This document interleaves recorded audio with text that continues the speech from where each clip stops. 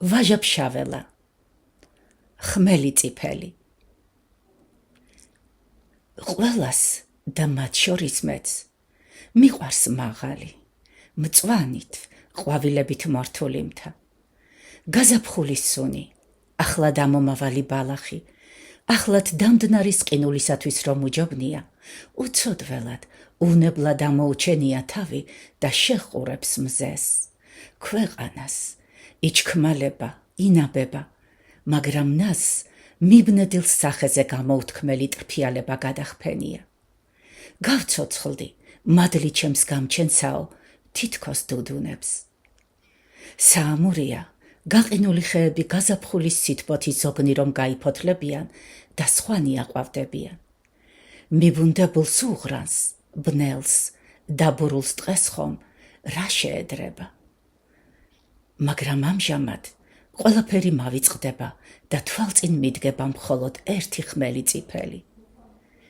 ისიც უღრანს ტყეში დგას, ერთის კლდის თავზედ. ამ კლდესაც ხავერდივით მწვანე ხავსი გადაჰყვრია. ხმელს წიფელს სხვა ხეები შორს უდგანან, თითქოს განგემ გაშორებიან და ამაყად დასჩერებიან თავზე. ხმელის წიფლის ახლო რამდენიმე ჟოლის ფეხია მოსული, შველისა და ირმის ნაკვნეტის ფოთლებით. ისინი გადმოძაბულან და გადმოსცქერიან დაბლა მდინარეს. მის ფესვებში რამდენიმე ფეხი ძირტკბილა მოდის, ზამთარ ზაფხულ მწვანე, დაკბილულ ფოთლებიანი. ხმელს წიფელს წასვლია სიცოცხლის ნიშანწყალი. სამი ტოტიყა შერჩენია შუა წელსქვევით. ზედატანი მოტეხილია და ხევში ჩაჩხატულა, გახიდულა. ამ სამსტოტში წელიწადში მარტო ერთს გამოუვა ხოლმე 3 თუ 4 ფოთოლი. ისიც ფერწასული, დამჭკნარი, გაყვითლებული. სხვა ხეებს კი, რომ უყუროთ, დატვირთულ ნიდგანან ბუნების მინიჭებული სარჩოთი. არაფრად აგდებენ ხმელს წიფელს, ყურადღებას არ აქცევენ. მხოლოდ ზამთრობით, როცა თვითონაც შემოეძართვებათ ხოლმე საპატარძლო ტანი სამოსი და ცოტათ თუ ბევრად დაუახლოვდებიან ხმელს წიფელს, მაშინ თუ შეაცქერდებიან, ისიც გაყვრით. ეს მოხდება სწორედ მაშინ, როდესაც პირბადრი, სახენათელი, თმაგაშლილი ადგილის დედა ბუნების სანუგეშოდ სიყვარულზე, სიწმინდეზე და სიცოცხლეზე ზღაპარს უამბობს. მაშინ შეუბუზღუნებენ ხმელს წიფელს. რას გაშტერებულ ხარ საწყალო, ყური დაუგდე რას ამბობსო.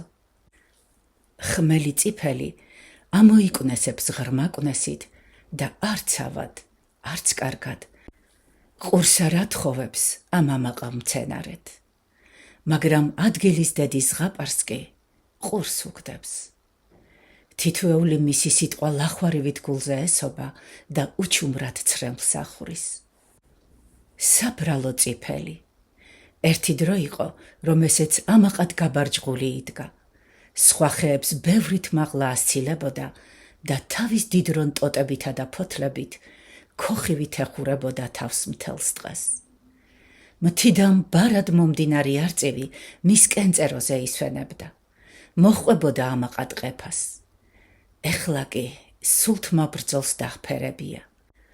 წაქცევაზეა მიმზადული.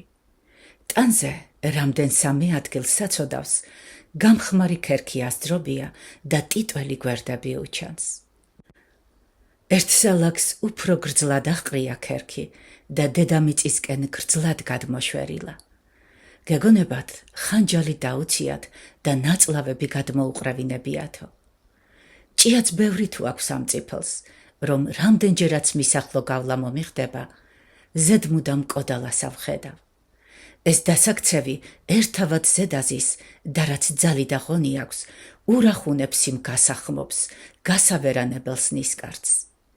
თან კიდეც დასჭყივის, დაჰყივის, თითქოს ნიშანს უგებსო. აგერ რამდენ სადგილას ამოუღროტნია წიფელი გულამდის. საცა გულსაც ფქვას დაუწყებს. წიფელი დგას შეუშფოთრად, წარფშეუხრელად, არც ავს ამბობს, არც კარგსა. როცა ქარი უბერავს, სხვა ხეები ერწევიან, მხოლოდ ხმელი წიფელი არ ინძრევა. წინად კი, როცა იგი ჯანსაღად იყო, სიცოცხლით სავსე, ქარის ბერვაზე დაიწყებდა ზღვასავით ღელვას. მისი ტოტები და ფოთლები ჭექა-ქუხილივით ხმაურობას ასტეხდნენ. ხმელის წიფლის ტოტები ამაყად დედამიწას ცემდნენ, ასკდებოდნენ. დიახ, ეხლა ქარს ვეღარ მიყვება ხმელი წიფელი სხვა ხეებივით. ძველებურად, შეუპოვრად გულმკერდს ვეღარ უპყრობს ქარიშხალს. არ მოიდრიკება კი ხმელი წიფელი და თუ მოსტყდება, იმისი რა ვთქვათ, მოსტყდება, წაიქცევა, გვერდზე წაწვება. ფესვები გამოჩნდებიან, აღმა თავაჭერილები თითქოს ლოცულობდნენ, ღმერთს ევედრებოდნენ, შველას ასთხოვდნენო. ზაფხულობით უფრო შესაბრალისია ხმელი წიფელი. სხვა ხეები მორთულ ან მწვანის ფოთლით, უვნებელნი, უდარდელნი. მათზედ 1000 ფრინველის ხდება საგალობლად. ქედნები ღუღუნებენ იმათ ტოტებზე. ქერონაჩიტი დაჰკრავს დაუსრულებელს გალობას. წიპრია იკლებს სტვენით იმათ არემარეს და მოუსვენ რად გადახდ გადმოხდის.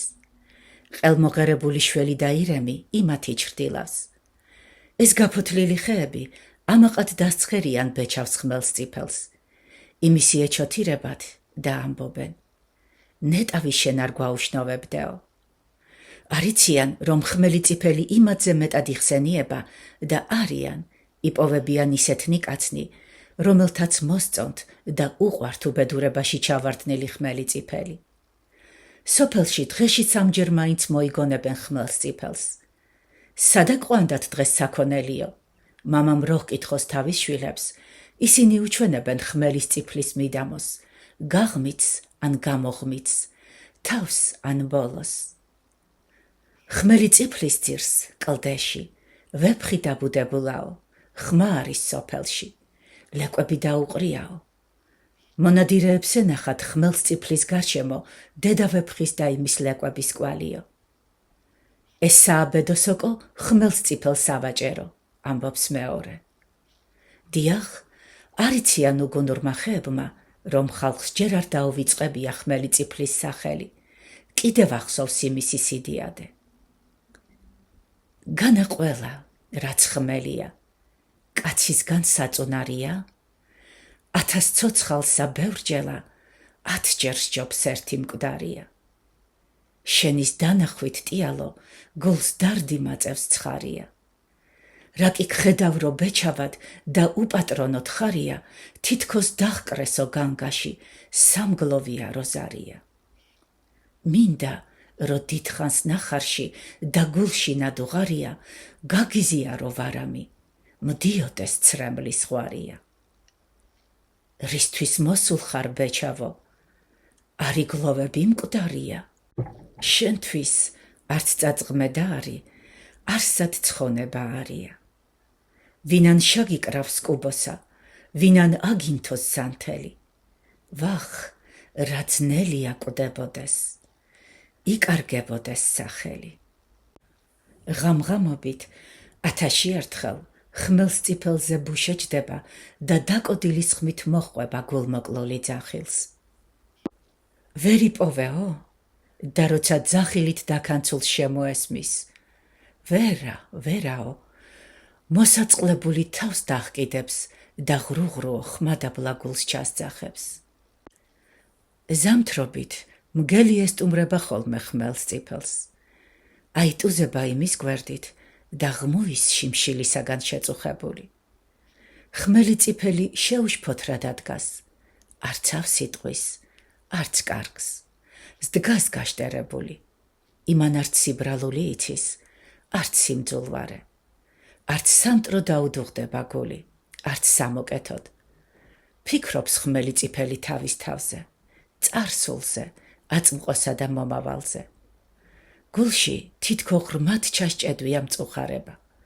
ხანდახან გადმოაცქერდება მის ერთ ფესვის ბოლოზე ამოსულს პატარა დასახულს ყლორცს, რომელიც მზეს და წვიმას უცდის, რომ გაიზარდოს. ეს ღაა იმის სინუგეში.